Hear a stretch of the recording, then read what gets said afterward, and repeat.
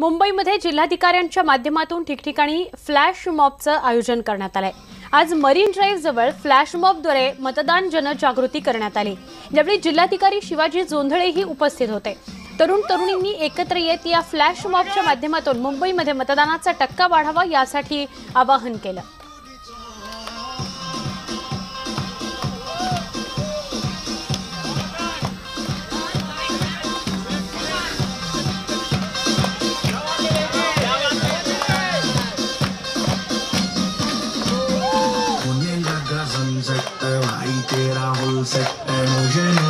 मुंबई सारख्या शहरामध्ये मतदारांना जागरूक करून जास्तीत जास्त मतदानासाठी बाहेर काढणे एक मोठं चॅलेंज आहे आणि त्यामुळेच या चॅलेंजला कसं सामोरं जायचं त्यासाठीचा हा फ्लॅश मॉब आहे।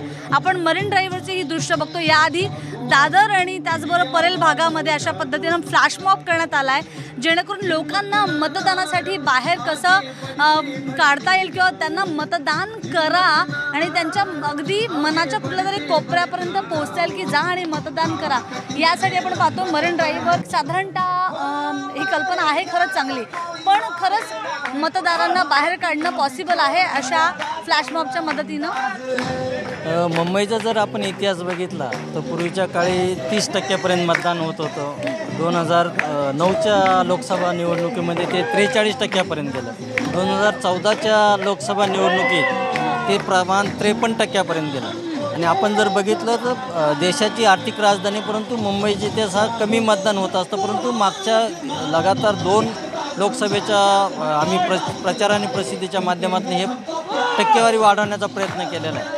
आणि आपण जर बघितलं तर साधारणतः 60% मतदान व्हायला पाहिजे, म्हणून जास्तीत जास्त मतदारांनी या आपला मतदानाचा पवित्र हक्क बजावा याच्यासाठी जिल्हाधिकारी कार्यालयामार्फत हा उपक्रम आम्ही हाती घेतलेला आहे। साधारणतः किती ठिकाणी असं होणार आणि फक्त मुंबई शहरातच की सबबमध्ये पण अशा पद्धतीने फ्लॅश मॉब करण्यात येणार? प्रत्येक निवडणूक आयोगाच्या सूचनाप्रमाणे प्रत्येक जिल्ह्यामध्ये हा कार्यक्रम राबवण्यात येत आहे। आणि मुंबई शहराचा जर विचार केला तर जिथे गर्दीचे ठिकाण आहे, विशेषतः रेल्वे प्लॅटफॉर्म असतील किंवा मॉल जे आहेत त्यामध्ये जास्तीत जास्त प्रत्येक ठिकाणी कार्यक्रम आम्ही मोठ्या प्रमाणात हाती घेत आहोत। मतदार राजा, जर तुला तुझा हक्क माहिती आहे तर तुला तुझे कर्तव्य पण माहिती असणं गरजेचं आहे आणि तुझं हे कर्तव्य आहे की बाहेर पड, मतदान कर। लॉंग सुट्टी किंवा मोठा वीकेंड तुला कधीही मिळेल, पण ही संधी तुला 5 वर्षातूनच मिळणार आहे। त्यामुळे बाहेर पडा आणि मतदान करा।